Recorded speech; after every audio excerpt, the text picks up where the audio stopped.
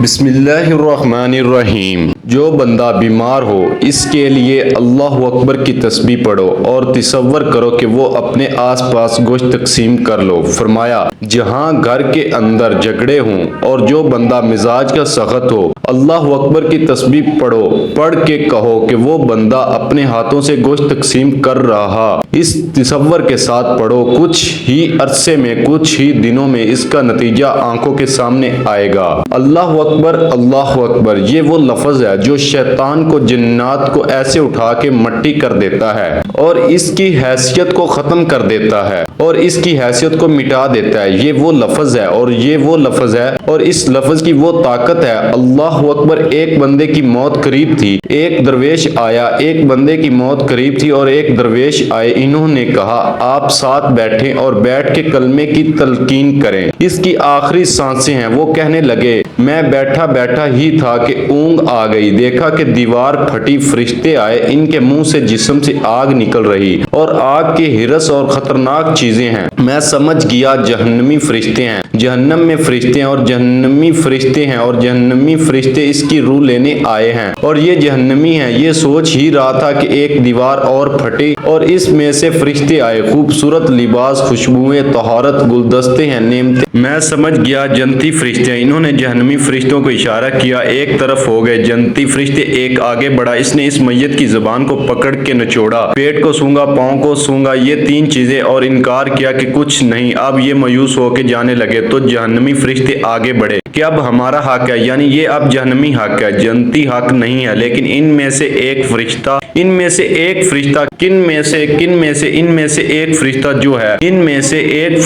پھر آگے بڑھا اور اس میں زبان نہ چھوڑی اور اس نجمن نچوڑ کے کہنے لگا اللہ اکبر۔ دوسرے فرشتے پوچھے کہاں؟ فلاں ملک میں فلاں جگہ پہ اس نے اللہ کی ایک قدرت کے مظاہرے اور مناظر دیکھے تھے اور اس کے منہ سے بے ساختہ نکل گیا اللہ اکبر، اور وہ کوئی قبولیت کی گھڑی تھی۔ اس وقت اللہ نے اس کی بخشش کر دی تھی، لہذا اس کی بخشش کا سامان تھا۔ کہاں کیا کیا؟ کہاں زبان اس لیے نچوڑی کہ کیا اس کی زبان میں کوئی اللہ کا ذکر کے اثرات ہیں؟ پیٹ اس لیے سونگا کہ کوئی روزے کی برکات ہیں؟ پاؤں اس لیے سونگے کیا اللہ اور خیر کی طرف اٹھنے والے قدم جو آپ حضرات تسبیح خانے کی طرف چل کے آئے، کیا ان قدموں کی دھول اور برکت ہے؟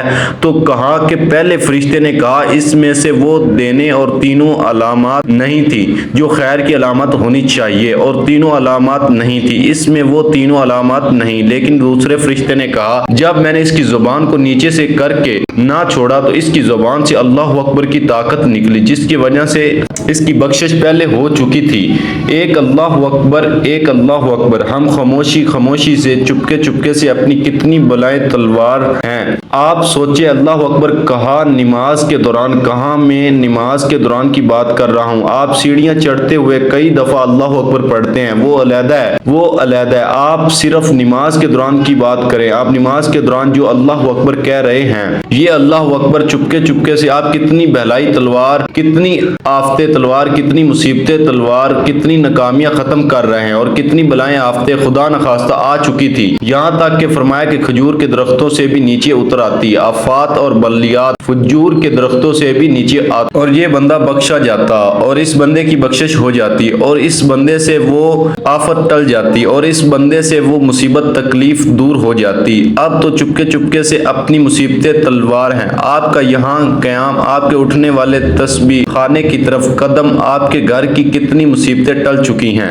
آفتیں ٹل چکی ہیں اور کتنی رحمتیں آ چکی ہیں اور نیکیاں تو ہیں۔ آپ صرف اللہ اکبر کو دیکھ لیں۔ مثلا آپ کہیں دوسرے شہر، دوسرے ملکوں سے یہاں لوگ حضرات تشریف لائے ہیں، خواتین بھی مرد بھی، آپ یہاں تشریف لائے اور آپ آئے اور آپ کو پیچھے سے پریشانی ہوئی، آپ نے کہا ٹھہر جاؤ، میری جیب میں پیسے ہیں، میں 2-4 اونٹ ذبح کر کے دیتا ہوں، اس کو صدقہ کر دیتا ہوں، خیرات کر دیتا ہوں، پریشانی ٹل جائے گی۔ آپ نے 8-10 اونٹ صدقہ کر دیے، ذبح کر دیے، پوچھا، اس نے کہا اللہ کا فضل ہے، پریشانی ٹل گئی۔